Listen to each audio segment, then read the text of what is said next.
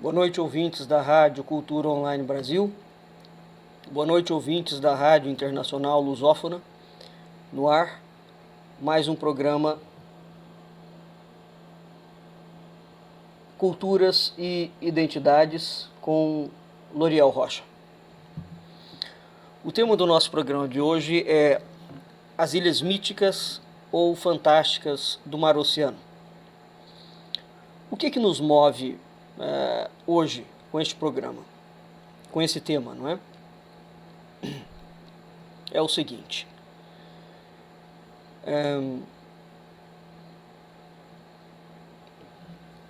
Nós estamos lançando um projeto que já está em estado bastante avançado, composto por 11 livros. Depois de 40 anos de pesquisa, o Instituto Mucará Brasileiro e o Centro Ernesto Soares de Iconografia Simbólica apresentam ao público luso-brasileiro, bem como o público internacional, a maior coleção templária existente no âmbito luso-brasileiro e, sem modéstia nenhuma, no âmbito internacional, sobre a Ordem do Templo de Portugal. São 11 volumes, cada volume tem em média 500 páginas, volumes ricamente ilustrados, com uma bibliografia de fôlego, repleto de fontes de iconografia, iconologia, literatura, escultura, pintura, monumentos, arquitetura, etc. Essa obra, essa coleção é um marco na história do Brasil e de Portugal. É o mais vasto levantamento até hoje feito sobre o tema da Ordem do Templo de Portugal, né? Evidentemente que nós não temos pretensão e nem a intenção de achar que o assunto está esgotado, de modo algum. Agora, tudo que existe até hoje está compilado. Portanto, as descobertas que vierem a público, a partir desse lançamento, serão acrescentadas em revisões posteriores, não é? Em edições posteriores, revistas e ampliadas. Dentre esses volumes do Guia Templário de Portugal, cada volume é dedicado a um tema. Nós temos um tema específico chamado A Demanda das Ilhas Míticas. Né? Qual é a importância do tema? Então, dentro deste livro, né, nós vamos ter o nosso livro Guia Templário de Portugal, Demanda das Ilhas Míticas. É em cima desta obra que o nosso programa de hoje será feito, né? Bem, rapidamente, as Ilhas Míticas ou Fantásticas do Mar Oceano. O nome é este mesmo, Mar Oceano, que é uma designação medieval, né? Quando nós olhamos tanto a cartografia medieval quanto a literatura medieval, que antecede os descobrimentos marítimos portugueses, e a cartografia e a literatura que sucedem aos descobrimentos portugueses, inclusivamente uma cartografia até o século XIX, existe referência às chamadas Ilhas Míticas do Mar Oceano. Então o assunto das Ilhas Míticas, juntamente com o tema do paraíso perdido, que é um tema bíblico, portanto, que está presente dentro das 3 religiões reveladas, do judaísmo, do cristianismo e do islamismo. Então esse tema do paraíso bíblico, do paraíso perdido, juntamente com o tema das Ilhas Míticas, constituem um dos assuntos mais divulgados e propalados na cartografia e na literatura medieval, né? Nós temos, inclusive, tratados, né, que são feitos levando em consideração essas circunstâncias. Um dos tratados que é feito, do qual muito pouca gente sabe, né, mas que envolve a temática das ilhas, sejam elas míticas ou não, é precisamente o Tratado de Alcáçovas Toledo, que Dom João II, rei de Portugal, enceta com a coroa de Isabel de Castela, não é? Portanto, da Espanha. E este Tratado de Alcáçovas Toledo será confirmado futuramente pelo Tratado de Tordesilhas e confirmado por bula papal. Então a ideia das ilhas, né, nestes tratados, a Igreja divide o mundo em dois hemisférios. Um cabe à Espanha, o outro cabe a Portugal. E a palavra ilha, nesses tratados, ela tem uma centralidade fundamental, que não é o objeto hoje do nosso programa, talvez num outro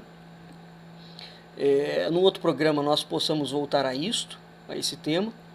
Nós temos uma publicação chamada Cadernos da Tradição Ilha Brasil, em que nós publicamos, né, também foi um assunto sobre as ilhas míticas do Atlântico. Portanto, esse assunto já foi ali tratado, né, mas ele é um assunto por demais importante para que a gente deixe passar desapercebido.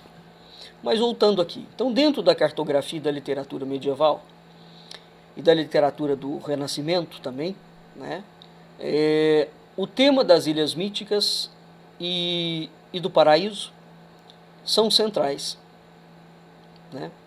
Esse assunto é um assunto que é largamente discutido, inclusivamente antes da descoberta do Brasil. Existia, curiosamente, um anúncio interessante veiculado dentro da documentação portuguesa, que anunciava que o paraíso seria redescoberto.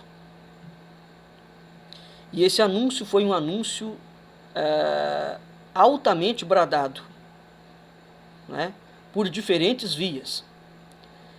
Depois que o Brasil foi descoberto, esse anúncio é dado desde a época de Bernardo de Claraval, portanto com a Ordem de Cister.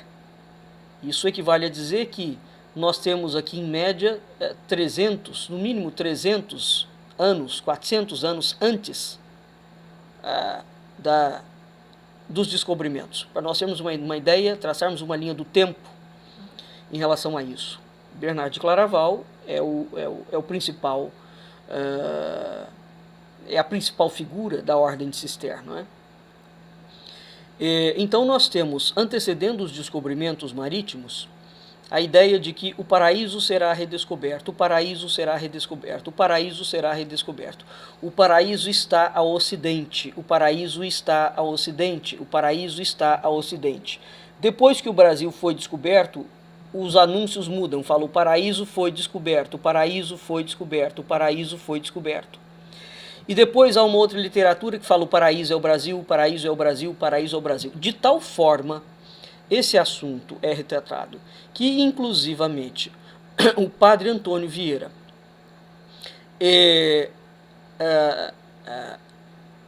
afirma que uma das tribos, das 10 tribos perdidas de Israel, das 10 tribos de Israel, a chamada tribo perdida de Ruben, os índios brasileiros eram descendentes desta tribo perdida de Ruben. Padre Antônio Vieira é um jesuíta, né? Então é muito curioso e, inclusive, em alguns documentos existem a menção que os documentos portugueses fazem com relação à nudez dos índios. Eles dizem que eles andam, os gentios, essa palavra índios não existe. O termo que era designado era gentios. Os gentios andam nus, como andavam o casal primordial no paraíso. Então é muito interessante essa situação, né, que depois vai sendo atribuída ao Brasil. E existe uma outra conexão também um outro assunto, que é a identificação, uma ilha chamada Ilha Brasil. Essa Ilha Brasil, nos mapas de cartografia, ela surge no início. As primeiras aparições cartográficas são datadas do século X, portanto 900 e pouco. Os mapas de cartografia árabe falam claramente de uma Ilha Brasil. Preste atenção a isso. Esta ilha começa a aparecer muito próxima à Irlanda, posicionada na Irlanda. E durante muito tempo pensou-se que esta Ilha Brasil era a ilha da tradição celta, né, bretã, presente na Irlanda. Há duas ilhas muito famosas na tradição celta. Uma é exatamente a ilha de Avalon, que é para onde o rei Arthur, depois de uma ferida de morte, é levado para Avalon para curar as suas feridas. E depois, num determinado momento do tempo, no fim do tempo, quando ele estiver curado, ele retorna da ilha, não é? E ele vem para o mundo novamente. A outra ilha famosa da tradição celta chama-se exatamente High Brasil, portanto, Ilha Brasil. Não tem um irlandês que não conheça a história da Ilha Brasil. A Ilha Brasil na Irlanda é, inclusive, muito mais famosa do que a ilha de Avalon, né?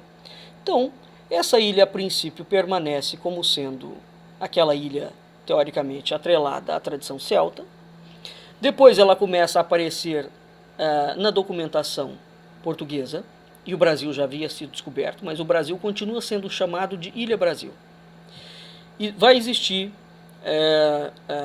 uma parte de alguns historiadores que vão dizer que aquilo ali foi, essa terminologia é uma terminologia meramente protocolar, é uma terminologia que dizia respeito a um projeto de expansão territorial da coroa portuguesa. Mas o assunto não é tão simples assim como a princípio parece.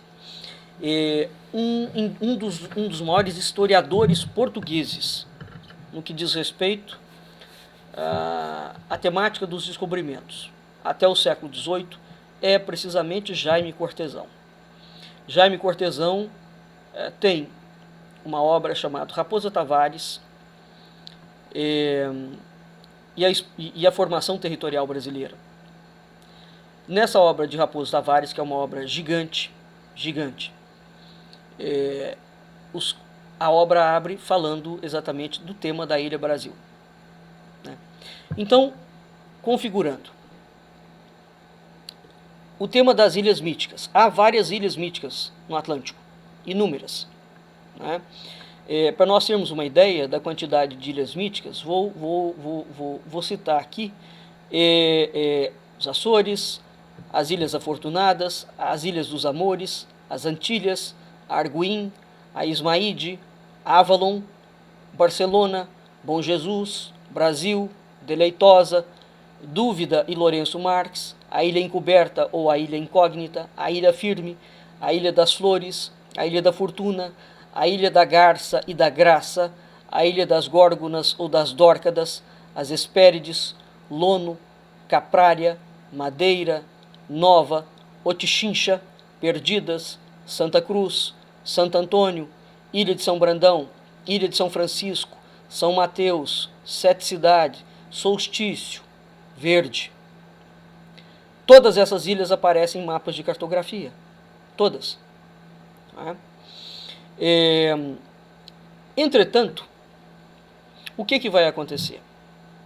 O Brasil aparece nos mapas e nos portulanos com a designação de Ilha Brasil, e mesmo quando o Brasil já está descoberto, esta Ilha Brasil permanece, só que ela vai descendo nos mapas, nos portulanos. Quando nós estudamos os mapas e os portulanos, nós vamos vendo que essa Ilha Brasil aparece lá no início, junto à Irlanda, e ela vai descendo. E a última aparição dela dentro da cartografia, dá-se no mapa do Almirantado Britânico no século XVIII. Portanto, o Brasil já era descoberto há 300 anos, 400 anos. Né? Esses temas das Ilhas Míticas e do Paraíso e da Ilha Brasil sempre foi tratado na historiografia brasileira como uma sandice, porque eles têm uma conexão evidentemente religiosa, e não só uma conexão religiosa, porque eles entram dentro da esfera política, né? Então esses temas no Brasil eles foram lançados ao limbo, como sandice. Entretanto, quando nós vamos estudar claramente a historiografia portuguesa, nós vamos ver que o tema das Ilhas Míticas é um dos temas que terão animado o chamado Projeto Templário de Portugal. E, dessa forma, o estudo das fontes primárias e da iconografia concernentes às Ilhas Míticas, ou Ilhas Encantadas, que estão presentes no imaginário luso e no imaginário galego, não é? E celta, tentam evidenciar e evidenciam que esses temas estimularam as navegações e as cruzadas portuguesas, que foram promovidas e lideradas pela Ordem de Cristo, que é precisamente a ordem que é a sucessora e herdeira legítima da Ordem do Templo de Portugal.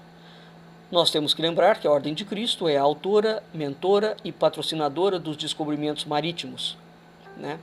Então este tema das Ilhas Míticas é um tema fulcral quando nós vamos estudar a história de Portugal.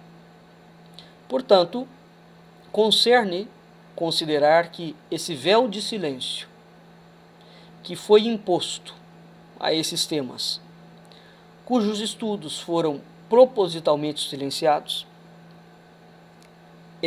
no mínimo indicativo de que há alguma coisa por trás desse silêncio que foi imposto pela historiografia. Não só no Brasil, bem como no Portugal. Mas em Portugal se estuda mais. No Brasil, nem pensar. Isso é um tema efetivamente proibido. Proibido.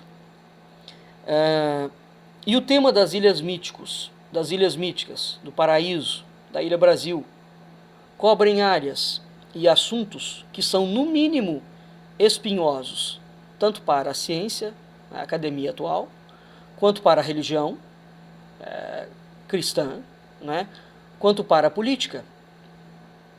Né, de modo que entende-se, exatamente porque são temas espinhosos, a razão que foi conferido e o silêncio que foi imposto a essa temática. Mas vamos aqui entrar, portanto, no nosso assunto. Né? O português Sampaio Bruno falava que o seguinte: os antigos não conheceram esses países, mas conheceram-nos outros mais antigos, de cujas notícias os antigos se serviam, sem saberem do que estavam discorrendo, e adaptando-as erroneamente aos países que conheciam e onde viviam. Então, o que nós vamos tratar aqui? Nós vamos tratar são notas preliminares para uma nova teoria da antiguidade e dos descobrimentos portugueses. Isso equivale a dizer que não é possível pensar a história de Portugal, e vocês vão ver por quê, bem como a história dos descobrimentos, sem o tema das Ilhas Míticas. Né? O propósito desta obra, da coleção do Guia Templário de Portugal, portanto dessa obra que nós estamos lançando, que é A Demanda das Ilhas Míticas, vamos lembrar que, vamos fazer uma ressalva aqui, que é exatamente dentro do tema das Ilhas Míticas que nós temos o mito da Távola Redonda, do Rei Arthur, do ciclo do Graal. Isso tudo está envolvido. Né? E vamos lembrar também que a literatura do Graal, e os brasileiros não sabem disso, efetivamente não sabem, há literaturas ligadas às chamadas matérias da Bretanha, né? ou aos ciclos grálicos é a literatura mais divulgada e publicada em Portugal. Isso é um fato completamente desconhecido para o brasileiro, porque aqui essa temática entra num esoterismo New Age, em uma coisa que não tem o menor fundamento e o menor sentido. Mas em Portugal não. Esses estudos são seríssimos, seríssimos, né? E notadamente no que diz respeito às matérias da Bretanha e aos infinitos manuscritos dentro da Europa, a abadia de Landévennec, o mosteiro de Landévennec, que está na Bretanha francesa, é o maior acervo de documentação das matérias da Bretanha. Portanto, nós estamos tratando de assuntos muito sérios, né? E que a historiografia brasileira trata com um ar de absoluta jocosidade. Como tudo que é sério. A historiografia brasileira age dessa forma. Muito bem, qual é o propósito do nosso Guia Templário de Portugal, a demanda das Ilhas Míticas? Nós temos 2 propósitos. Primeiro, evidenciar que o tema das ilhas é uma memória arcaica da humanidade. Ela está presente em vários povos. Ela configura uma situação bastante específica, né? E ela faz parte, ela traz consigo uma ideia de configuração da imagem do mundo durante a Antiguidade Clássica. Vejam vocês que, dentro da tradição judaica e cristã, o mito do paraíso bíblico desenvolve-se dentro de uma ilha. O paraíso é uma ilha. A ideia de ilha sempre foi classicamente anexada à ideia de Onfalos, do umbigo do mundo, né? Portanto, é uma zona de sacralidade absoluta cujo acesso só é permitido aos deuses, e alguns poucos humanos podem entrar naquelas ilhas.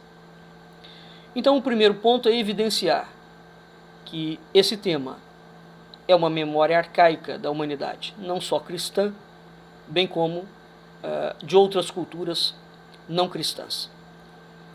Nós pretendemos coligir tão sistematicamente quanto possível todas as fontes primárias e toda a iconografia que é concernente às ilhas míticas, também chamadas de ilhas encantadas, que estão presentes no imaginário luso, né? E vamos tentar entender e evidenciar de que modo elas estimularam as navegações portuguesas, a cruzada portuguesa, que eram promovidas e lideradas pela Ordem de Cristo, que é a Ordem Templária de Portugal, né?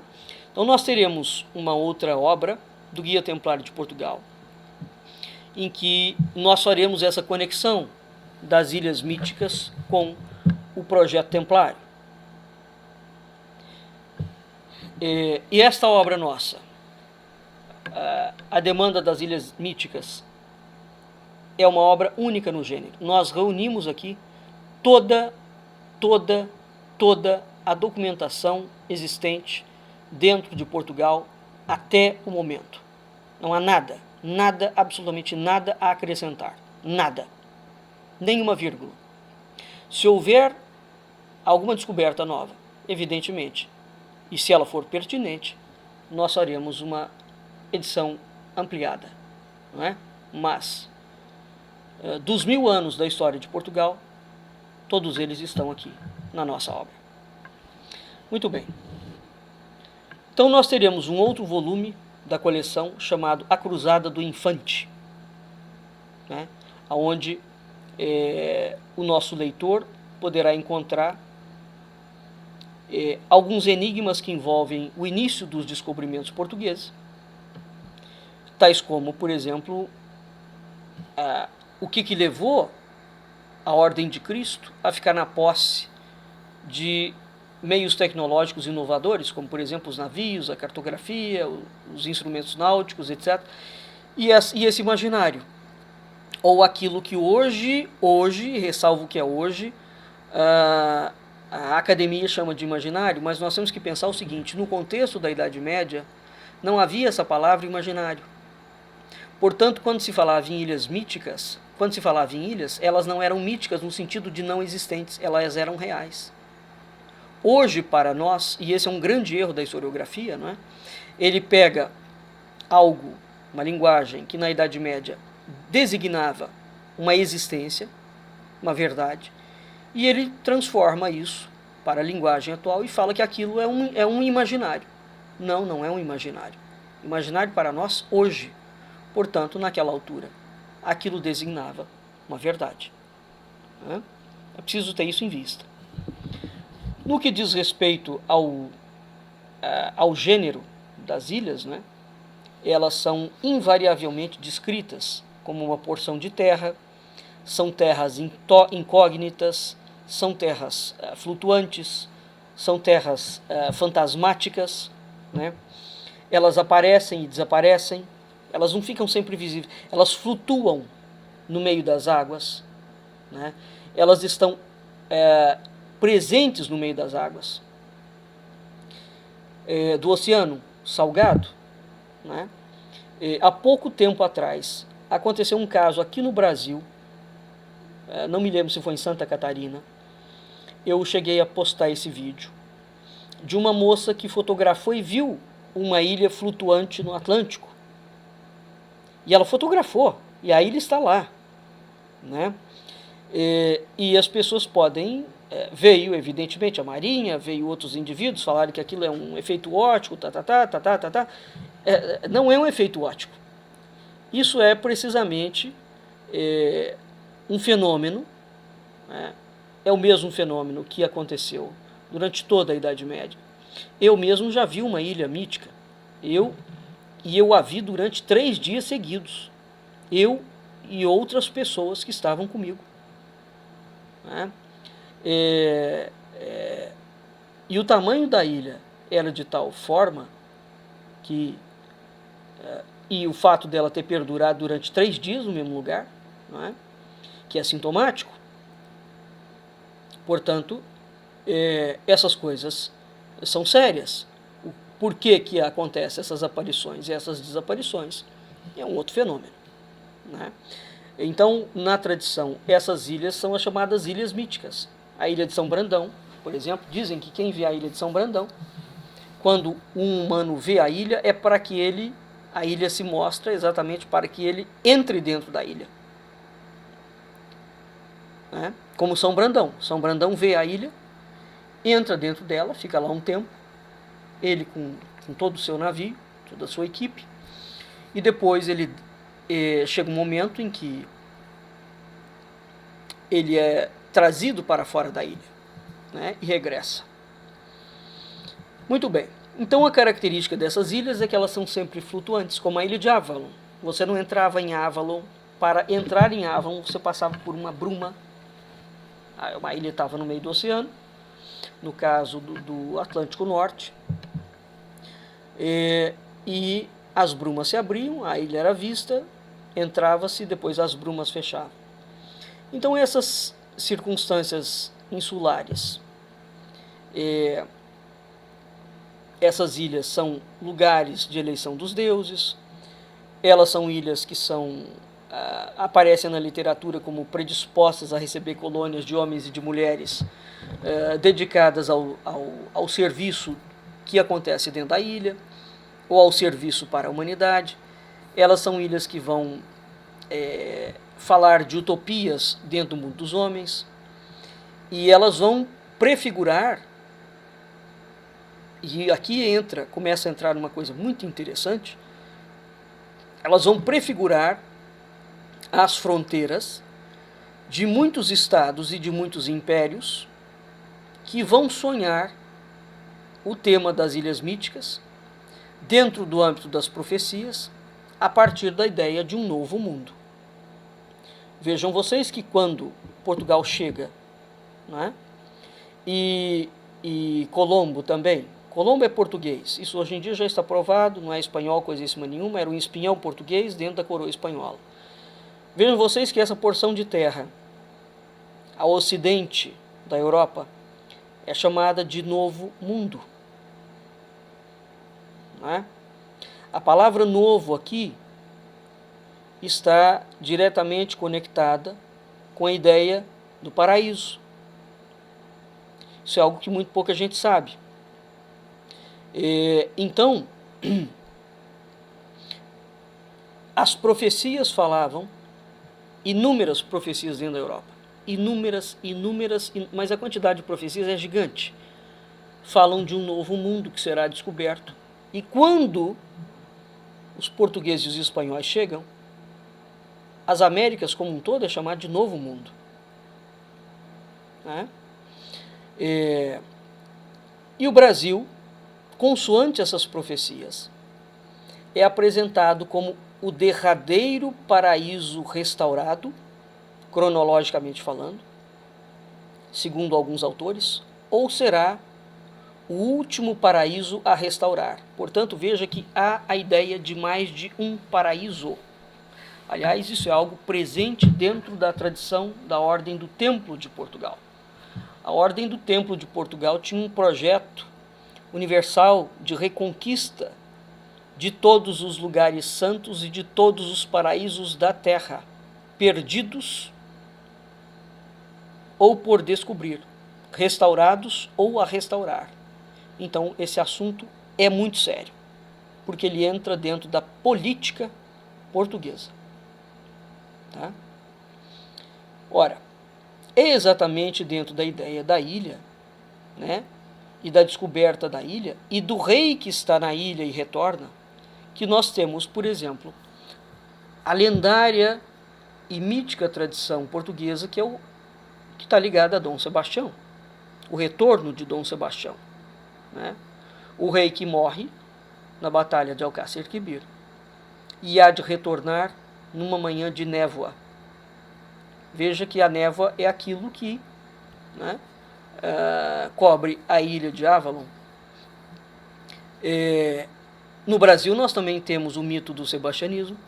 O maior estudioso dos temas do sebastianismo no Brasil foi precisamente o Ariano Suassuna. E todo o projeto do movimento armorial que o Ariano Suassuna cria, toda a obra do Ariano é sebastianista. Toda. E quem não conhece a história de Portugal não entende com profundidade a obra do Ariano Suassuna, que é uma obra singular e marca realmente a história brasileira.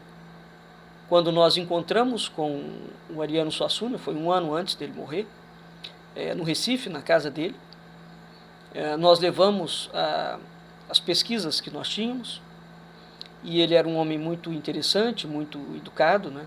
E falou, vamos ver, tudo que tem de sebastianismo eu conheço. Vamos ver se vocês estão me apresentando uma novidade. E o que nós apresentamos, de fato, ele não conhecia.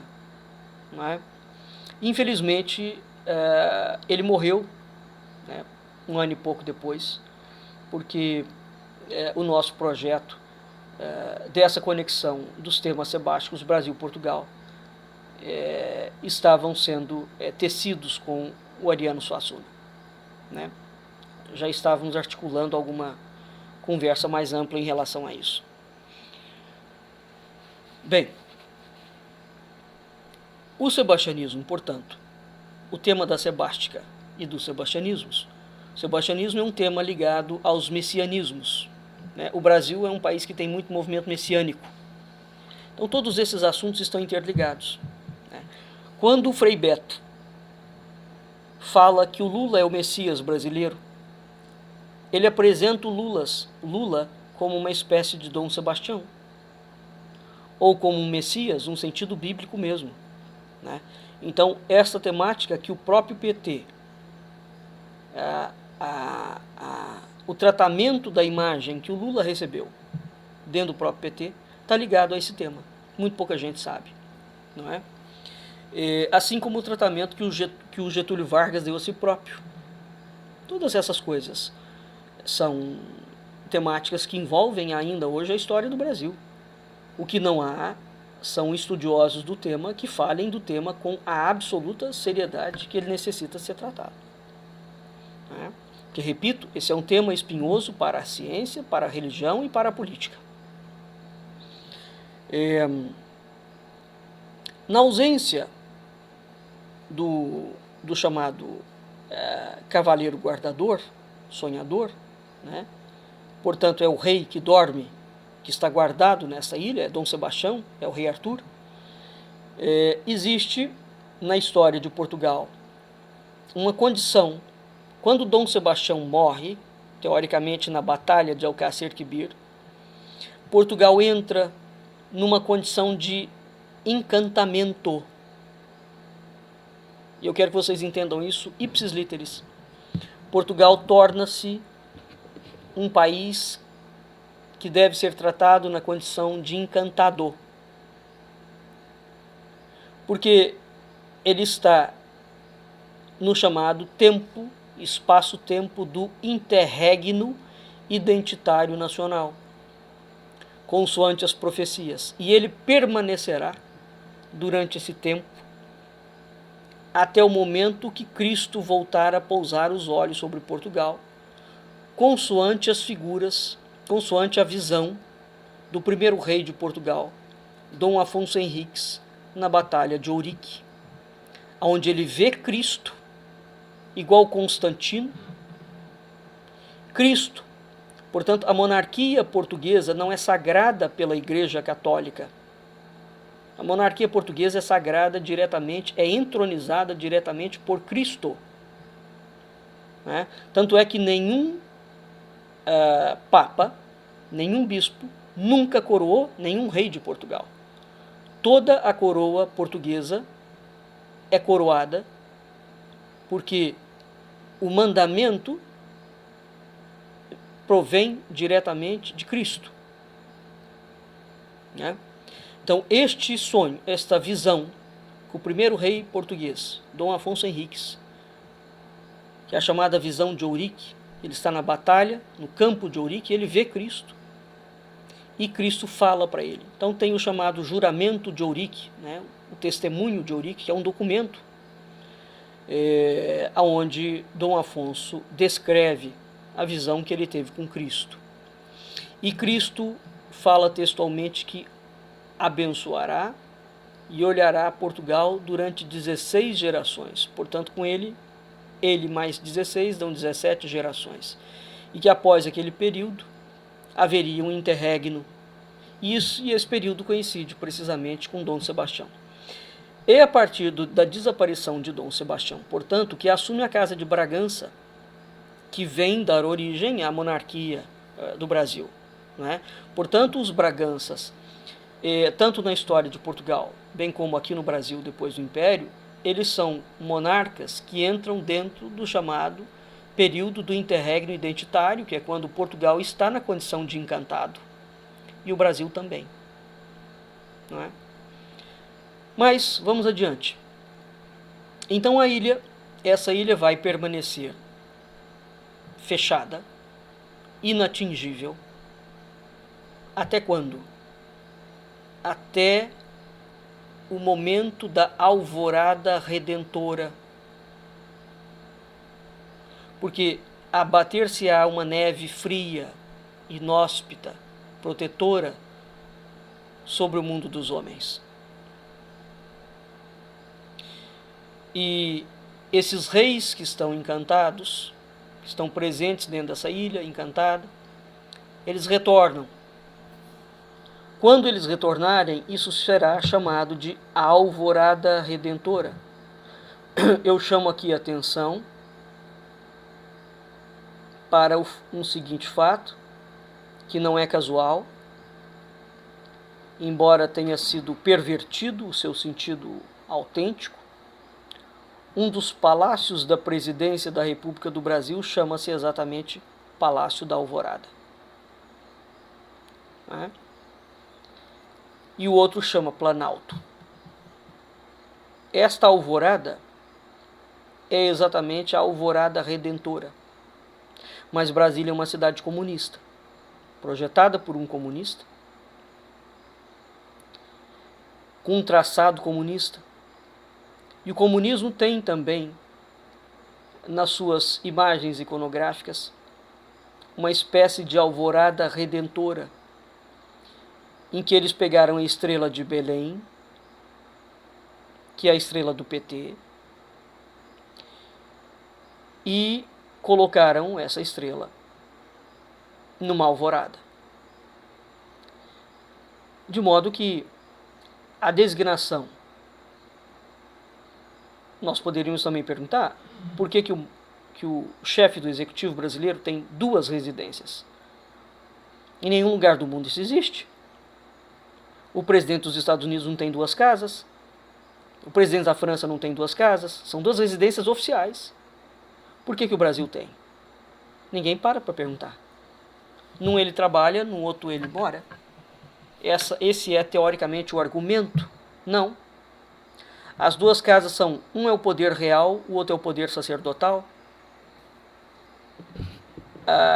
Juscelino Kubitschek quis criar um tipo de monarquia velada, né? E é preciso entender esse projeto maçônico comunista, porque sem entender isso nós não entendemos Brasília e toda a desgraça que significa Brasília para a história do Brasil. Voltando, esta névoa dos poetas, né, a ilha que está encoberta,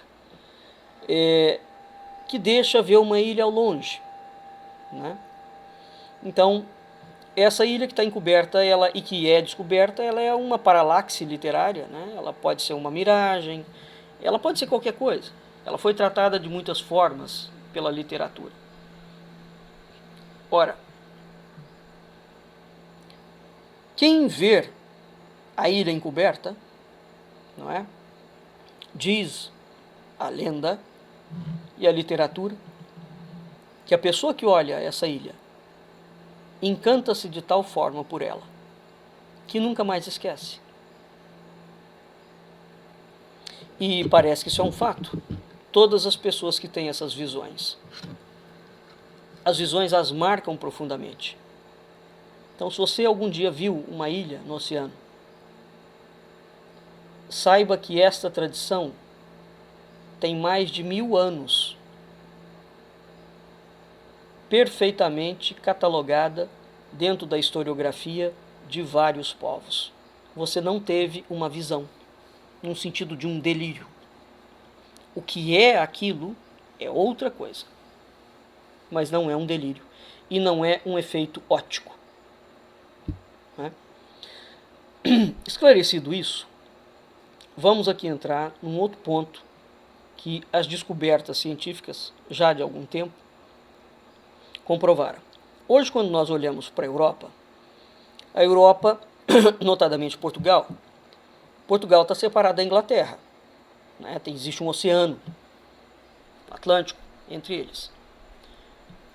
Mas não era assim, né?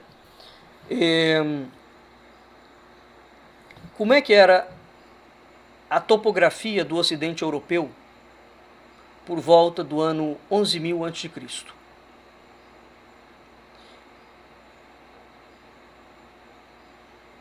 Havia um mar interior dentro da Europa, né? E o litoral da fachada atlântica da Península Ibérica, portanto o litoral do atual Portugal, não é? Se situava 400 quilômetros para frente. Preste atenção a isso. 400 quilômetros para frente, para o ocidente do Portugal atual. Então você pega Portugal, puxa uma linha de 400 quilômetros para frente e você vai ver, né, até onde ia essa faixa atlântica da Península Ibérica. Tanto é que, dentro dos tratados internacionais, Portugal tem a maior plataforma continental do mundo. Maior, inclusive, do que o do Brasil. Exatamente por conta... isso é científico, já é comprovado e não há aqui o que discutir, né? Faz parte da plataforma continental de Portugal essa área de 400 quilômetros para frente. A área é maior do que o Brasil, né? Como um todo. E Portugal tem, inclusive, reservas ali que nem o Brasil tem. Será um país riquíssimo dentro de um futuro próximo, né? Então, essa plataforma, ela cobria, pega assim, a Irlanda, a Inglaterra, a Noruega, ela cobria tudo. Pega 400 quilômetros e vai subindo 400 quilômetros, desde o norte da Europa, desde Portugal, pega uma parte considerável da costa africana. Aquilo ali subia, subia, subia, subia, subia. Né? Então, esse litoral da fachada atlântica é algo monumental. De modo que hoje, esses países que nós vemos como sendo separados pelo Atlântico, há 11 mil anos atrás não eram. Tá? Era uma mesma faixa, era uma faixa contínua de terra. Ora, o que vai acontecer? As tradições que conseguiram a existência das Ilhas Míticas, ou das Ilhas Fantásticas do Mar Oceano, elas são originárias de épocas muito antigas. Elas remontam eventualmente ao Paleolítico, portanto, por volta de 20 mil a.C., né, e 11 mil a.C. Então, essas ilhas, a tradição das Ilhas Míticas, portanto, veja, há 11 mil anos atrás, a plataforma continental de Portugal e da Europa estava projetada 400 quilômetros para frente do oceano, do Atlântico. Mas a tradição das Ilhas Míticas é uma tradição mais anterior a esses 11 mil anos. Elas remontam ao Paleolítico. Como é que a gente sabe disso? Por conta das pesquisas arqueológicas. Então, essa tradição ela remonta entre 20 mil e 18 mil, e 10 mil, 11 mil a.C. Né? E elas vão constituir, portanto, uma reminiscência de avistamentos concretos, de migrações permanentes, deslocamentos sazonais, etc, etc. O que acontecia? Durante o inverno, havia um limite meridional, né, em que essa ponte alcançava, e essa ponte, para vocês terem uma ideia, ela ia até uma latitude próxima dos Pirineus, tornando a Península Ibérica, o que hoje nós chamamos de Península Ibérica, né, e os territórios contíguos ao sul da Península Ibérica, como por exemplo Marrocos, né, esse espaço gigante era uma espécie de refúgio de inverno. O termo técnico chama-se Refúgio Ibérico Paleolítico. Então, a partir daí, todas as ilhas e os arquipélagos de parte da Macarronésia e do Atlântico Norte estavam encurralados no gelo. Né? Hoje, estão encurralados no gelo hoje. Então, todas essas ilhas e esses arquipélagos hoje que estão separados do continente, naquela altura era acessível a pé. A pé. Do mesmo modo que o continente americano. Então, a geologia, isso já está comprovado. O segundo ponto. A genética, através dos estudos do DNA, comprovou algumas coisas muito curiosas. Uma dessas coisas foi o seguinte: o DNA oriundo da Península Ibérica, existe um DNA oriundo da Península Ibérica? Existe. Outro dia, há uns tempos atrás, eu fiz inclusive um post no Facebook do Instituto e no meu, falando da história do DNA português, que só existe no povo português. É esse DNA paleolítico. Mas vamos lá. Então veja, a geologia já comprovou que a Europa estava unida com essas ilhas, né, que hoje nós entendemos como ilhas, bem como com a África. Portanto, era uma mesma plataforma. A genética comprovou a presença de um DNA oriundo da Península Ibérica. Aonde? Em vestígios antropológicos americanos pré-colombinos. Prestem atenção a isso. Foi descoberto DNA de um povo da Península Ibérica distribuído por todas as Américas. Tá certo? São vestígios antropológicos comprovados e também não há o que questionar em relação a isso. Muito bem. O que prova aqui o seguinte. Ora, como é que você tem um vestígio de um povo pré-colombino na América que é oriundo da Península Ibérica?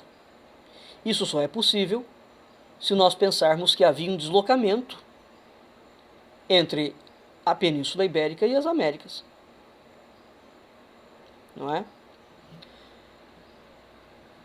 Aonde nós vamos ver esses assuntos abordados? Vamos citar somente dois, que as pesquisas vocês podem procurar.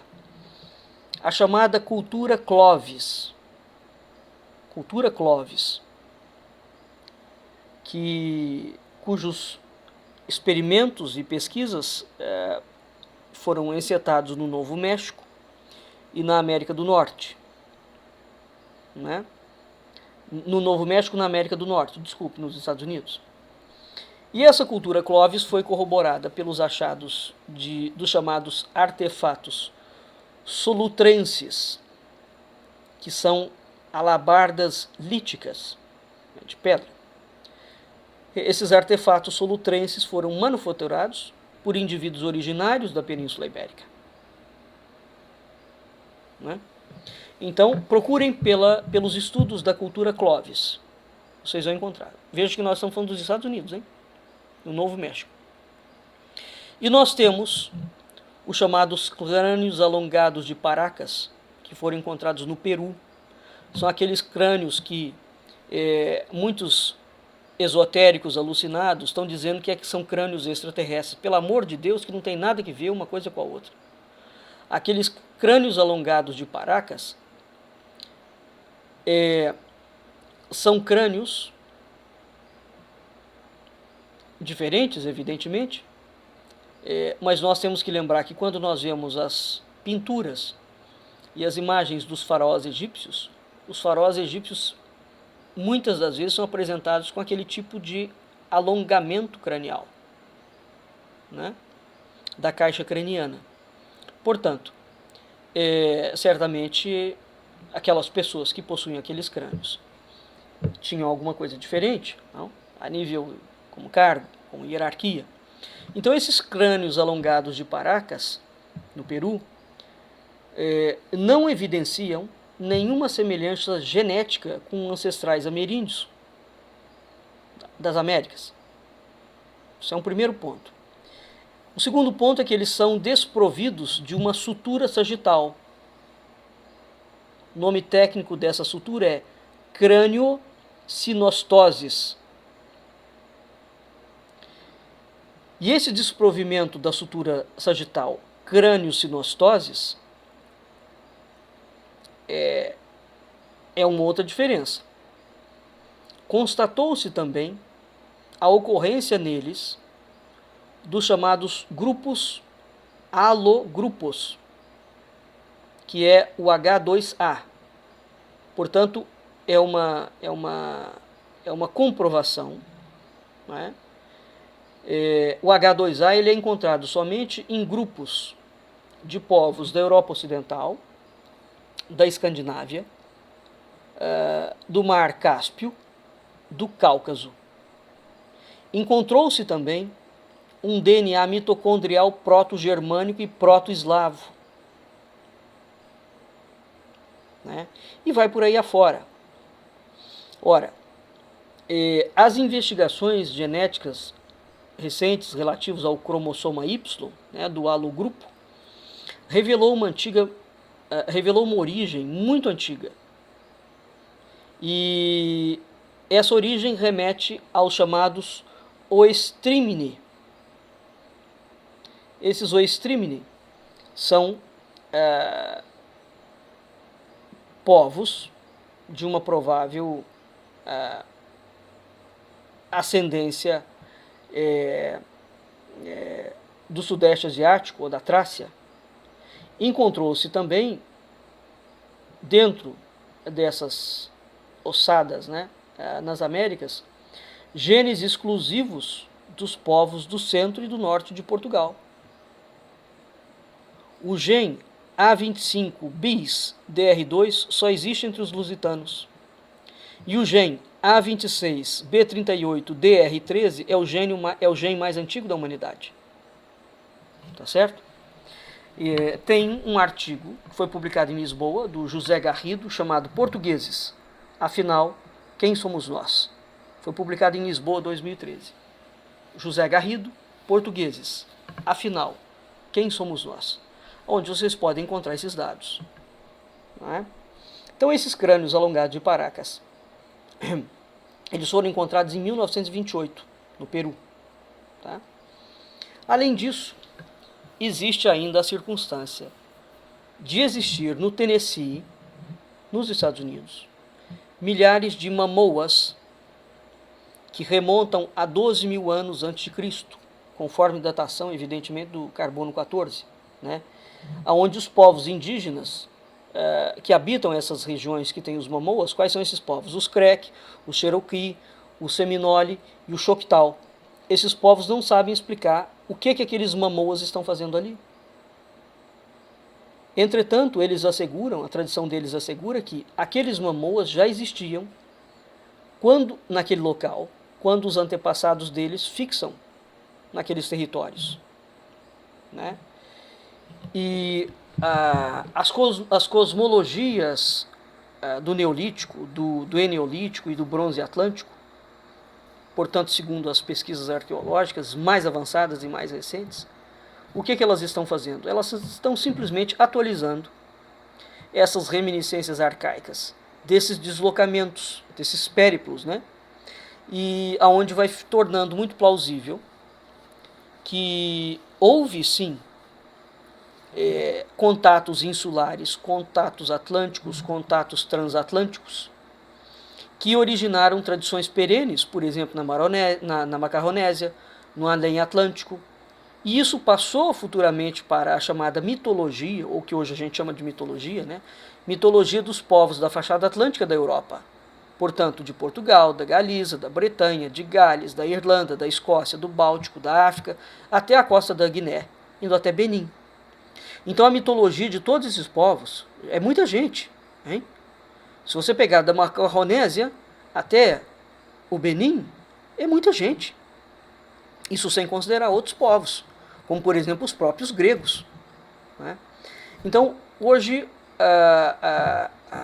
as pesquisas que envolvem o Neolítico, o Eneolítico e o Bronze Atlântico vão simplesmente constatando, não, havia sim uma migração entre viagens, périplos que eram realizados da Europa até as Américas. Né? Tanto é que quando Cabral chega aqui, a receptividade que ele tem é absolutamente sui generis, a não ser que os portugueses já fossem conhecidos, e já eram. Né? Já eram. Então, quando Portugal vem ao Brasil em 1500 não se dá o descobrimento do Brasil. Em 1500 dá-se a tomada política do Brasil, que já era conhecido de Portugal e pertencia a Portugal há muito tempo. Há muito tempo. E esse mesmo fenômeno acontece não é só com o Brasil. Né? Vejam vocês que a descrição dos espanhóis relativo à receptividade mexicana dá-se a mesma coisa. Só que lá em cima aconteceu o inverso. Eles achavam que eram os portugueses e quem chegou lá foram os espanhóis. Né? Há registros, inclusive, de fontes da Ordem do Templo presentes na Argentina. Portanto, a história ela é apresentada de uma forma bastante diferente e os historiadores brasileiros não se dão ao trabalho em nenhum momento de ir trazendo essas pesquisas que já estão comprovadas, né, para apresentá-lo ao povo brasileiro. Portanto, do que nós estamos falando aqui? Nós estamos falando que existe um parentesco muito íntimo que vai vincular os povos do litoral atlântico da Europa, Portugal, né? Quem são esses povos? Remontando, Portugal, Galiza, a Bretanha francesa, portanto a Bretanha armoricana, a Bretanha inglesa, o País de Gales, a Irlanda, a Escócia, o Báltico. Então há um parentesco muito íntimo que vai vincular esses povos do litoral atlântico. E se vocês pararem para pensar, essa conexão com os descobrimentos, indo até o Benin, é exatamente todos aqueles países que futuramente farão parte do chamado Império Marítimo Português. Então a história é outra. Ela é bem diferente do que contam para nós. Mas é muito diferente mesmo. Tá? Então esse parentesco de mais de 20 mil anos de contato vem a ser corroborado por um dos textos clássicos mais magníficos que se reportam ao ocidente desse continente, que é a chamada Hora Marítima de Avienno. É um texto do século IV a.C. Avienno chama ao ocidente peninsular de Oestrímenes, que é o país celeste senhoreado pelos oestrímenos, que eram classificados como nautas audazes, tanto por Estrabão quanto por Plínio.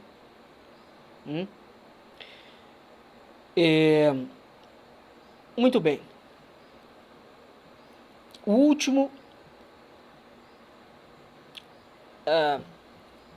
cerca do século IV, o último dos Oestrímeni tem a designação que um filho bastardo de Dom Dinis, chamado Dom Pedro, traduzirá no livro das linhagens. Dom Pedro, o conde Dom Pedro, vai falar que os Oestrímeni, ele vai chamá-los de marinhos, no sentido de Atlantes. Suposto nome dos antepassados dos portugueses, cuja cepa vai ser enxertada no acasalamento de uma mulher marinha ou de uma serpente com um continental, que é um cavaleiro de uma estirpe nobre. Eles vão rumar ao norte e vão encontrar outros povos irmãos. Então isso está descrito no livro das linhagens por Dom Pedro I, por Dom Pedro. Quando você vai estudar as rotas ancestrais, não é, que estão presentes na literatura, nos manuscritos, atinge-se o que hoje é chamado das Ilhas Britânicas, atinge-se a Irlanda, né? E tanto as Ilhas Britânicas quanto a Irlanda têm os anais mitológicos que estão reunidos dentro de uma obra absolutamente impressionante, chamado o Lebar Gabála, ou o Livro das Invasões. O Lebar Gabála foi compilado pelos monges. Os monges recolheram uma série de tradições orais e genealógicas irlandesas. Realizaram esse trabalho entre os séculos 9 e 12, né? E aí foram construídos os Mabinogi gauleses, o Livro Vermelho de Hergest, o Preto de Camartain, de Aneurin, de Taliesin. E esses livros descrevem a instalação dos filhos da deusa Dana, que eram chefiados por Mate, nos planaltos de Gales. Depois eram denominados o reino de Gwynedd. Vejam vocês que esta palavra lembra muito o nome da esposa do rei Arthur, Guinevere, Gwynedd, né? Então isso tudo é descrito. Os monges compilam, e essa obra, o Lebar Gabála, o Livro das Invasões, vão relatar migrações anteriores daquelas paragens, aonde essa história vai ser recontada.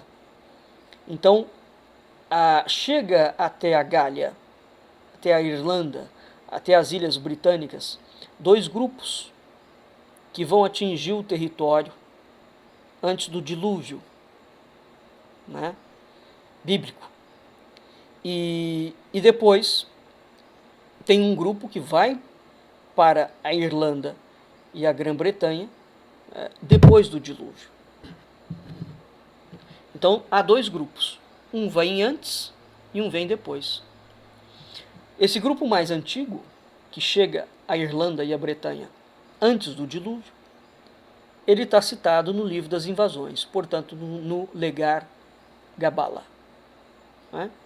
E eles eram constituídos pelos chamados homens de Espanha. Esses homens, essa leva, né, se fazia transportar em 30 navios com diferentes dimensões, com bancos para remadores, com grandes velas. Eles param na costa leste da Irlanda. O povo que vem depois do dilúvio são os chamados Nemedianos, que são conhecidos como os filhos do sol. E a eles são atribuídos poderes mágicos sobre o mar, por exemplo. Essa gente, os Nemedianos, eles são descritos como seres muito altos, de olhos muito penetrantes, e eles enxergavam nas trevas, né? Diz a lenda que eles falavam uma língua que era muito semelhante ao grego. E o herói mais importante desse ciclo foi o gigante Cuchulainn. Nós vamos parar por aqui, para eu poder descansar um pouco minha voz. Vamos dar um intervalo e daqui a pouco nós voltamos, depois do intervalo, continuando com a lenda do Legar Gabala. Até daqui a pouco. Voltando à segunda parte do nosso programa, então nós havíamos falado que o Legar Gabala coloca aqui dois tipos de indivíduos atingiram as Ilhas Britânicas e a Irlanda, né, antes do dilúvio e depois do dilúvio. Nós paramos nos Nemedianos. Os Nemedianos são aqueles que chegaram antes do dilúvio. Eram chamados filhos do sol. Após o dilúvio vão chegar os Fomorianos, comandados por Dona Bamba ou Quesair. Dona Bamba estava acompanhada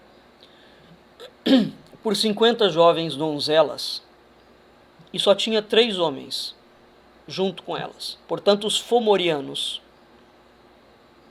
é uma migração matriarcal. Dona Bamba, ou Quesair, estava seguida de 50 donzelas, acompanhada. E haviam somente 3 homens: Bit, Ladra, Fintain. Todos eles eram descendentes de Caim, filho de Noé. Então vejam vocês que olha a tradição. Vai haver um outro povo que em seguida a Dona Bamba, que vai ser originado de Espanha. E esse povo será chefiado por Partolón, que desembarcou no sul. Eles vão construir muitas fortalezas.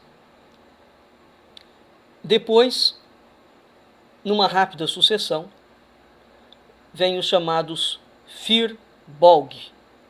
São os homens dos sacos, que vão dividir a ilha em províncias, em 5 províncias. São esses homens que vão construir os megálitos, os mamoas, nos chamados montes sagrados de Tara, né? E eles vão se transformar posteriormente nos duendes das tradições irlandesas. Então, o Lebar Gabála conta, entre outras coisas, a lenda dos Tuatha de Danann. Os Tuatha de Danann é o povo de Dana, que é também conhecida por Brigitte. Os Tuatha de Danann são provenientes da ilha afundada de Múrias. Vejam vocês que aqui nós temos uma menção muito interessante a uma Atlântida, né? É uma ilha afundada de Múrias. Esses Tuatha de Danann vão penetrar na Irlanda pelo sudoeste e eles são descritos pela literatura irlandesa como um povo que era detentor dos segredos metalúrgicos, detentor dos segredos das rotas marítimas, e eles tinham, carregavam junto com eles duas relíquias. Existia um vaso cheio de água. Esse vaso estava cheio de água, e esse vaso estava também cheio da luz do abismo. Então era um vaso que ele carregava duas coisas. Ele estava cheio de água e ele estava cheio da luz do abismo. E eles tinham também uma outra relíquia, que é a chamada lança de Lugh. Essa lança de Lugh é uma lança capaz de destruir exércitos inteiros pelo fogo. É acreditada aos Tuatha de Danann a edificação dos monumentos megalíticos mais importantes da ilha. E os Tuatha de Danann, na literatura, eles vão encerrar o ciclo mitológico dos semideuses, né? E que será quando, após a derrota, eles lutam contra os Fëlborg, que eram aliados dos Fomorianos, e eles vencem os Fëlborg. Os Fëlborg são aqueles seres que constroem megálitos e mamoas. Tá certo? Muito bem. Por volta do ano 2000 a.C., um dado aqui interessante, e que nós já disponibilizamos na nossa outra publicação do Caderno da Tradição, chamado Ilha Brasil. É só sobre a Ilha Brasil esse Caderno da Tradição, dedicado integralmente. E na altura, quando nós fizemos o projeto, nós deixamos mais para frente, que está sendo concretizado agora, o lançamento dessa outra edição das ilhas, mas aí envolvendo não só a Ilha Brasil, né, envolvendo outras ilhas míticas do Atlântico. Então, o nosso Caderno da Tradição da Ilha Brasil, ele estuda o tema da Ilha Brasil sob a perspectiva da tradição celta, sobre a perspectiva da tradição portuguesa e sobre a perspectiva das ilhas míticas, não é, do imaginário, e da geologia. Portanto, também é uma obra singular no gênero, não há nada foi feito até hoje, nem no Brasil, nem em Portugal, nem na Bretanha, nem na Irlanda, nem na Inglaterra, nada foi feito desse gênero, né? Tanto é que a nossa publicação será sugerida como uma publicação pioneira dentro do grupo de estudos da Paleolítica, né, na Europa. Portanto, esses assuntos são assuntos ainda restritos a um campo de pesquisa muito seleto, e é com grande satisfação que a gente apresenta ao público do Brasil e de Portugal, né? Então, voltando, o Brasil, só como dado, como é que era há 11 mil anos atrás, a plataforma continental de Portugal avançava, não só de Portugal, da Europa, da África, avançava 400 quilômetros Oceano Atlântico adentro. Como é que era o Brasil nessa altura? Aonde a Amazônia hoje, o que nós chamamos de Amazônia, era um grande mar interior, né? E foi descoberto, o Churchward, no início do século XX, ele vai publicar um mapa que foi achado em plaquetas de argila no Tibete. No Tibete, hein? Esse mapa tinha mais de 20 mil anos atrás. E ele mostrava o Brasil como um mar interior. Eu, quando vi o mapa a primeira vez, falei, mas que é isso? Isso diz respeito às lendas. E pedi, portanto, a um membro do Instituto, que é um geólogo, pedi para ele pesquisar para mim. Ele falou, não, isso não existe, não há nenhum documento sobre isso. Eu falei, por favor, procura.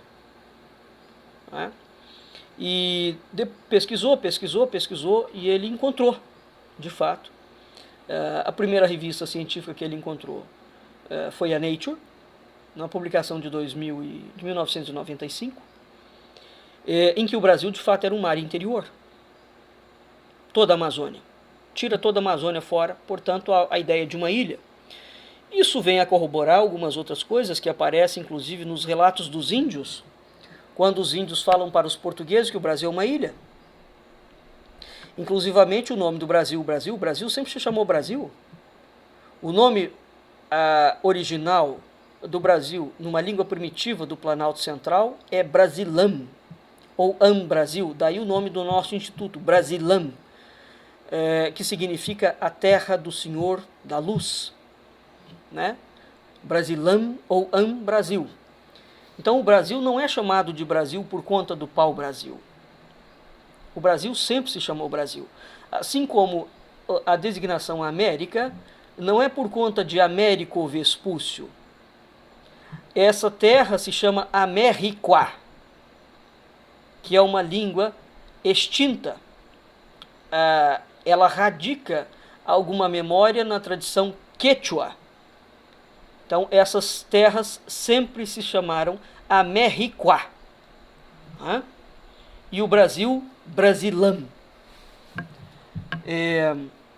Portanto, por volta do... Até 5.000 antes de Cristo, o Brasil tinha um mar interior. E esse mapa que foi encontrado nas plaquetas de argila no Tibete mostram que esse mar interior, portanto, conectava o Atlântico com o Pacífico. Não havia os Andes. Os navios entravam e saíam ali, né? Então, a quantidade de literaturas que vão entrar no âmbito do lendário posteriormente, né, são inúmeras, tá certo? Mas o fato é que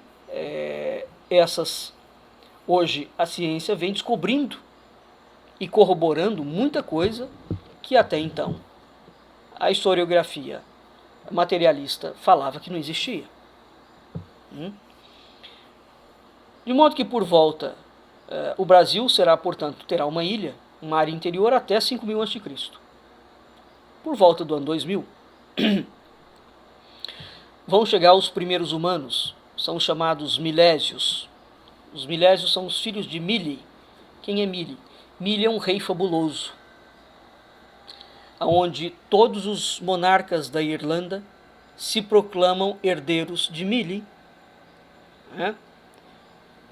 Então, depois dos Fëlborg, dos Tuatha de Danann, por volta do ano 2000, veja que a Grécia está em plena polvorosa, né? Platão, Aristóteles, está todo mundo ali. É o período em que a Grécia está muito ativa, a Pérsia, a Babilônia. Então, por volta do ano 2000, chegam os milésios na Irlanda.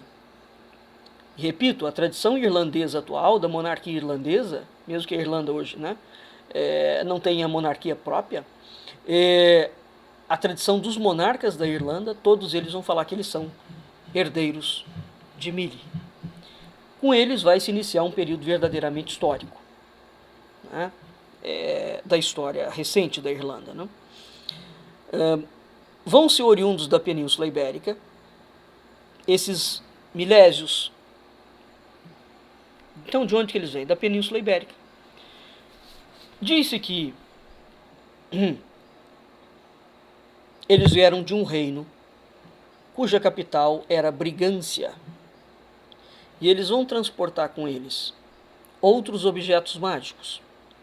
Um desses objetos mágicos que eles transportam é a chamada Lia Fale, que é a pedra da coroação, ou a pedra do destino. A pedra da coroação é uma relíquia hebraica que foi conduzida pelo profeta Jeremias para a Irlanda, via Egito e Península Ibérica, juntamente com Tamar.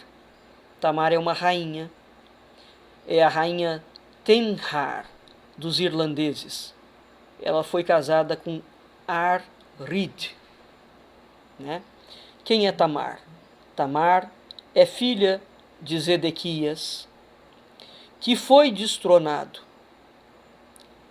e compelido por Nabucodonosor ao exílio na Babilônia, conforme está descrito em Jeremias, no capítulo 29, versículos 6 e 7.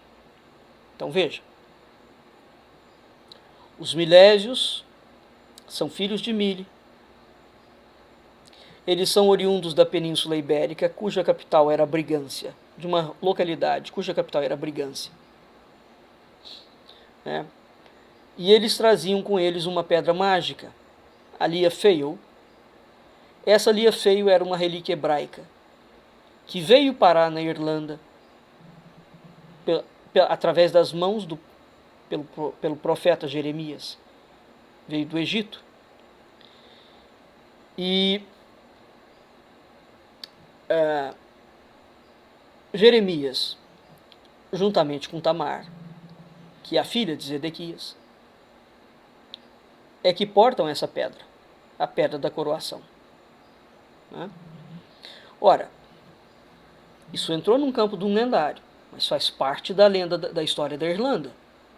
Então, se as lendas vão se reportar a esse povo subvertido por uma invasão de serpentes, que são os Cefis, de onde vai haver a designação de Ophiussa, que é a terra de serpentes, que vai ser atribuída em determinada ocasião ao chamado Ocidente Espérico, A genética e a arqueologia contemporânea, por exemplo, vão corroborar isso.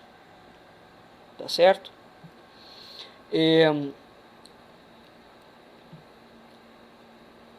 O Bosch, Gimpera, vai identificar os Cepes com os Draganes proles, que são os filhos da serpente, a prole da serpente, que também é citado no poema.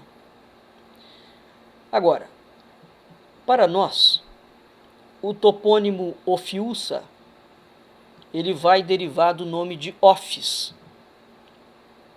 que é o titã mais antigo. Esse titã precedeu Cronos e Zeus no governo do Olimpo, portanto do céu. Cronos combate Ophis, vence, expulsa ele, juntamente com a esposa dele, que chama Eurínome. Os expulsa para o rio Oceano, na periferia da Terra, e lá ele passou a reinar metamorfoseado em serpente, conforme é descrito por Apolônio de Rhodes em Argonauta 498, e há inúmeros autores clássicos que vão descrever isso. Então Portugal e a Península Ibérica será chamado a terra da serpente. Daí a designação Ophiussa, com PH.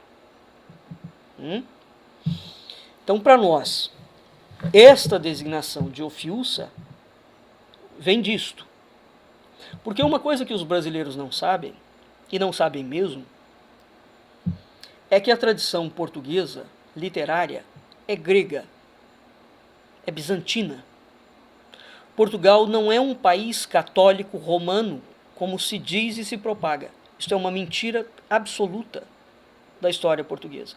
Há catolicismo romano lá, mas a memória não é romana.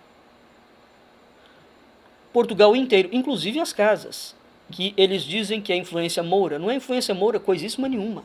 Mesmo porque mouro em Portugal não significa árabe, significa estrangeiro.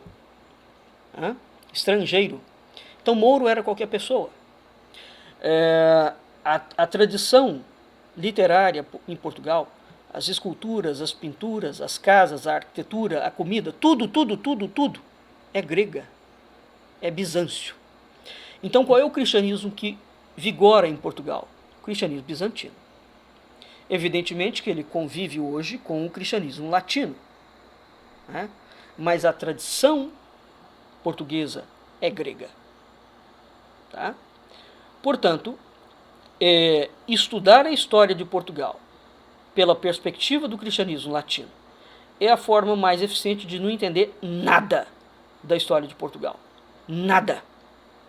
Quem fala isso não sabe nem por onde a porca torceu o rabo. Portanto, voltando aqui. Ora, a genética hoje, no que diz respeito ao repovoamento da Europa, está comprovando isso também.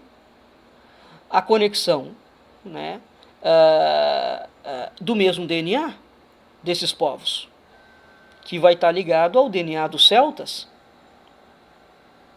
Ora, o Bosch de Impera, o Gordon Child, o Abade Bru, o Mendes Correia, o Hubert Savory, Euan Maqui, isso só para citar alguns nomes, eles vão testemunhar que o centro de gravidade da Europa Ocidental, desde o Eneolítico, vejam vocês a idade, hein?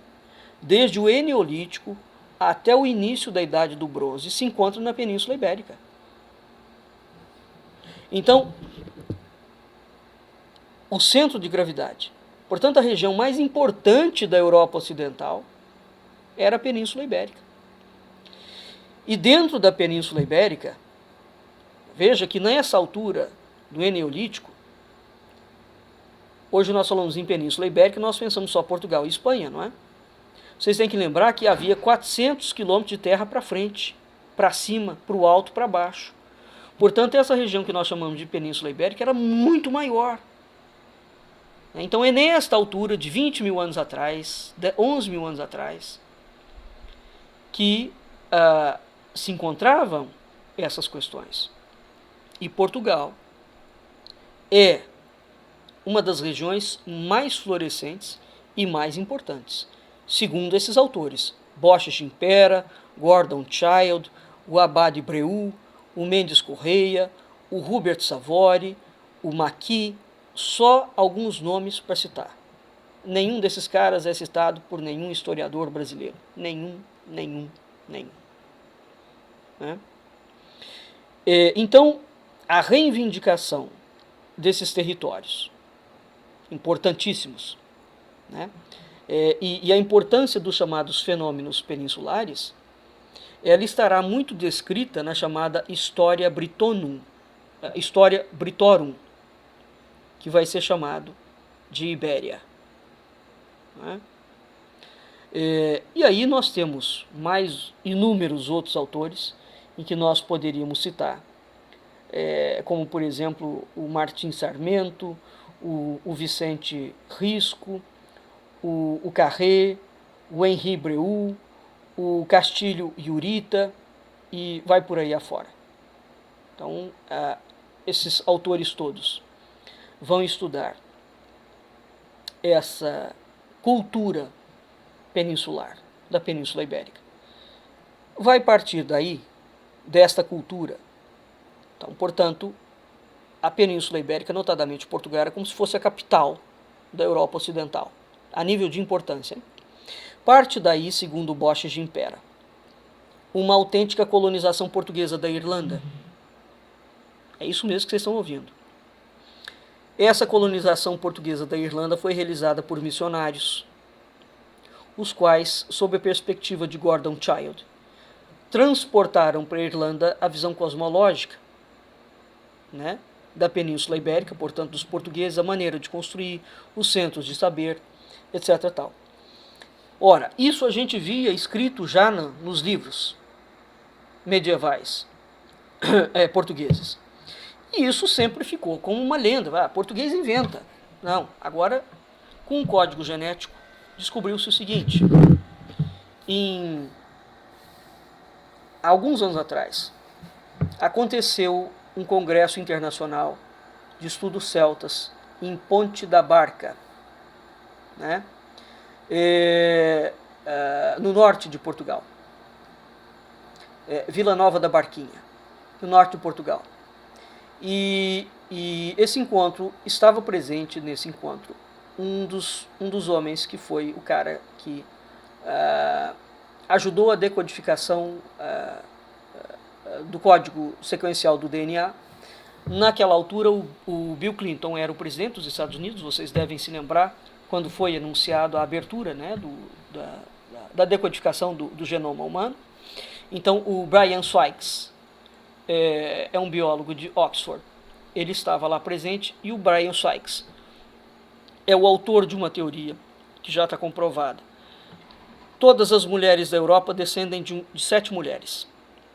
Essas comprovações puderam ser feitas pelo DNA mitocondrial, né, que é transmitido somente de mulher, da mãe para o filho. Esse DNA mitocondrial ele tem uma estabilidade de 20 mil anos. Portanto, você está analisando uma pessoa hoje, o DNA te remete a 20 mil anos atrás. Essas 7 mulheres descendem de uma única mulher. Vejam vocês a teoria de Eva aqui, hein?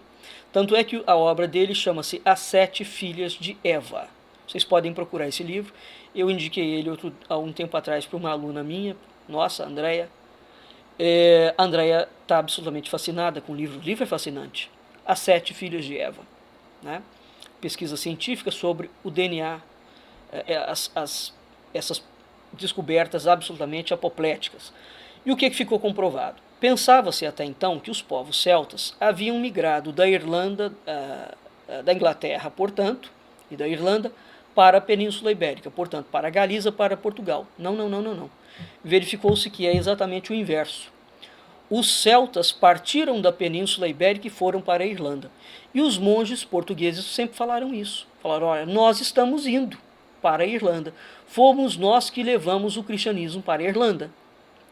Fomos nós que levamos outras inúmeras coisas para a Irlanda. E hoje, né, 1000 e tantos anos depois, pode-se comprovar a veracidade do relato, através da abertura do código genético, né? Então, é isso que o Gordon Childe coloca. Né? Há uma colonização portuguesa na Irlanda. Vejam vocês que aqui nós voltamos. A Irlanda conhece como ninguém o mito da Ilha Brasil. Né? E esses assuntos todos vão se interligando uns com os outros. Ora, então o que os missionários portugueses, monges, vão fazer? O que eles vão construir? Tanto no Eneolítico, como durante a primeira etapa da Idade do Bronze, né? Então, o centro de gravidade da Europa Ocidental se acha na Península Ibérica. Portugal é uma das regiões mais florescentes e uma das regiões mais importantes. Isso hoje já está comprovado. Quem fala que Portugal, portanto, não tem importância histórica, realmente, e o Brasil continua nessa lambança e nessa desfaçatez e nesse crime contra a história de Portugal. Desde o Eneolítico até os finais do primeiro período da Idade do Bronze, desenvolve-se uma civilização bretã muito importante, muito rica. E essa civilização está em conexão íntima com o ocidente da Península Ibérica. A música que sempre nós tocamos no nosso intervalo do programa Culturas e Identidades é cantada em bretão. Né? O Gortós Aran.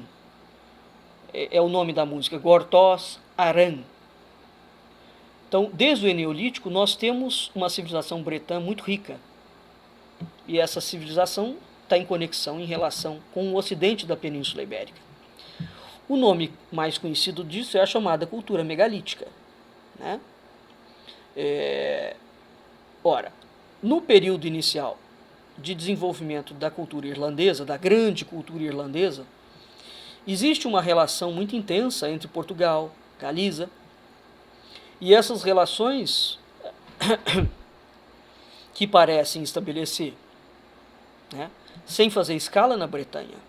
Portanto, não vem da Bretanha para Portugal e Galiza, é o inverso. Parece evidente, e nós temos que admitir que haviam relações diretas da Irlanda com Portugal. Isso pode ser comprovado aonde? Na chamada cultura de Alcalar. Cultura de Alcalar, onde a gente tem uma abundância de pontas de seta de tipo português, né, que pensa e demonstra inclusivamente uma autêntica colonização portuguesa, né? Sinais gravados nos megálitos, as inculturas, enfim, existe rodas itacoatiaras, existe uma série de coisas, e é curioso, porque esses círculos concêntricos, por exemplo, com sulco radial, que são encontrados, por exemplo, em La Corunha, nós temos, preste atenção a isso, nós temos no Brasil, numa pedra chamada Itacoatiara do Ingá, que é a Pedra do Ingá. É um paredão completamente esculpido no nordeste do país, que ninguém sabe identificar. Agora, quando você pega os petróglifos galego-atlânticos, que vão percorrer a Galiza, norte de Portugal, a Irlanda, o norte da Inglaterra, o sul da Escócia, o sul da Escandinávia, a gente encontra anéis concêntricos, geralmente são 5 anéis, em torno de uma covinha central, e esses anéis estão conectados pelo interior por um canal que atravessa. Curiosamente, esse conjunto replica a estrutura daquela ilha, que é a ilha de Poseidônia, que Platão descreve, que é a capital da Atlântida. Isso está descrito por Platão no Critias 115d. Abre aspas. Começando do mar, fizeram depois um canal, que abriram até a cintura de mar que ficava mais no exterior da cidade. Então imagine 5 círculos concêntricos. Esses círculos têm um centro, né? E ele abre. Então essas figuras nós encontramos em petróglifos que vão galego-atlânticos até a Escandinávia.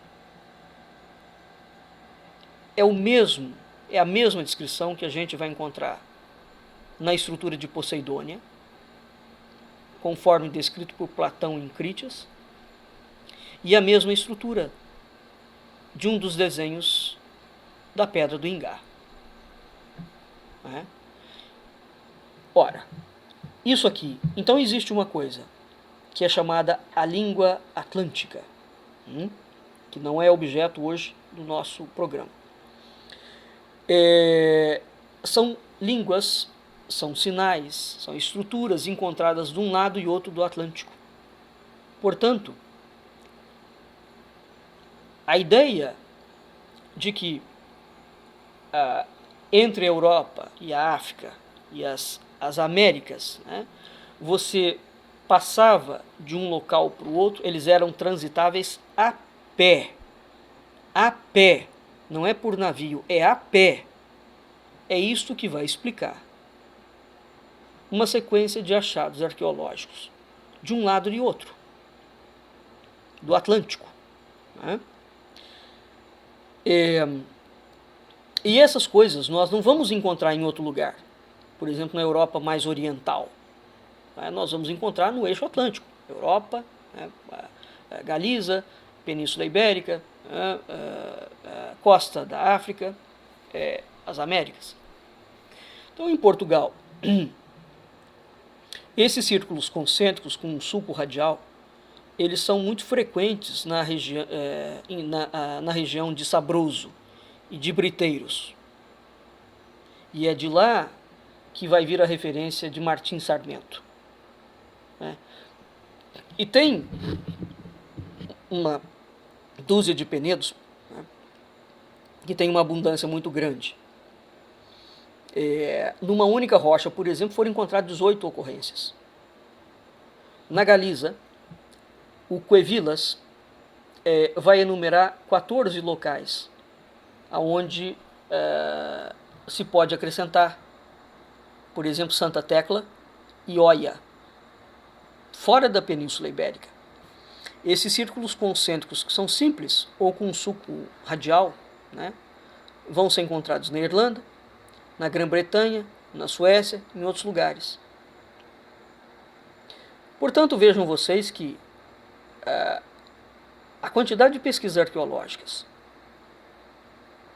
históricas, linguísticas, né, literárias, geológicas, né, que contam a história de uma forma diferente, é formidável. E o Brasil insiste na estupidez, a revelia de toda a documentação internacional. É gravíssimo o que o Brasil está fazendo, né? Portanto, há uma... a gente começa a entender alguma outra coisa a nível de conexão entre os portugueses e os índios, os gentios brasileiros, né? De modo que o relato que é contado da chegada de Pedro Álvares Cabral em 1500 tem que ser de fato muito revisto, né? Enfim, eu creio que nós já estamos quase chegando na hora do nosso programa, né, do final dele. Deu para dar uma ideia para vocês, presumo, né, de que, ao contrário do que a maioria de vocês provavelmente ouviu na sua história, na sua escola, a história do Brasil e de Portugal é bem diferente, notadamente a história de Portugal, né? A cada pesquisa que vem sendo feita na Europa, Portugal vem emergindo cada vez mais como uma cultura importantíssima. Importantíssima. E uma cultura extremamente poderosa. E essa é uma das razões pelas quais, dado que havia, portanto, 400 quilômetros para dentro do Atlântico, Portugal terá uma literatura muito poderosa sobre a Atlântida. Isso mesmo, Atlântida. Os Açores, Madeira, serão considerados, dentro da tradição portuguesa, os remanescentes da Atlântida, além do próprio território português, né? E isso também hoje, a documentação em direção a isso é insofismável, né? Junte-se a isso o fato de Portugal ter sido criado por uma ordem iniciática, não? A Ordem do Templo de Portugal, e a sua sucedânea, a Ordem de Cristo. Então o Brasil foi descoberto por uma ordem iniciática, né? E o Brasil nunca pertenceu, enquanto território, à coroa portuguesa. O Brasil, por bula papal, pertence à Ordem do Templo. De novo, nós voltamos àquela ideia do mito da Ilha Brasil e de tudo isso, que são temas extremamente complexos, que envolvem muitos estudos, de uma forma bastante cuidadosa, e nós estamos trazendo ao público luso-brasileiro, bem como ao público internacional, essa contribuição histórica, bibliográfica, não é? Para que fique aqui como um registro de pesquisa para as futuras gerações. Esperamos que dessa forma a gente consiga contribuir um pouco para reverter o quadro de penúria intelectual do Brasil, né? É preciso construir a alta cultura nesse país. O Brasil não terá futuro enquanto continuar mentindo tanto sobre o seu passado, né? E é preciso rever esse passado. E esse passado é uma das coisas mais bonitas do mundo. Isso sem contar o grande papel que, historicamente, Portugal, mesmo tendo uma influência premente de um cristianismo bizantino, a influência que Portugal terá na salvaguarda da cristandade. Aliás, hoje em dia, é consabido e reconhecido que o cristianismo não teria se alastrado pelo mundo inteiro sem a presença de Portugal nos descobrimentos marítimos, cujo projeto era dilatar fé e império. E aí é preciso entender o que é isso dentro da tradição portuguesa, e não com a ótica e com a linha que os brasileiros contam, né? Portugal sempre foi um país muito diferente na Europa. Nós precisamos de conhecê-lo, porque, como dizia bem Arlindo Veiga dos Santos, o presente que nega o passado não terá futuro. Boa noite, Brasil. Boa noite, ouvintes da Rádio Cultura Online Brasil. Boa noite, ouvintes da Rádio Internacional Lusófona. Fiquem em seguida com a nossa programação. Um abraço. Até a semana que vem.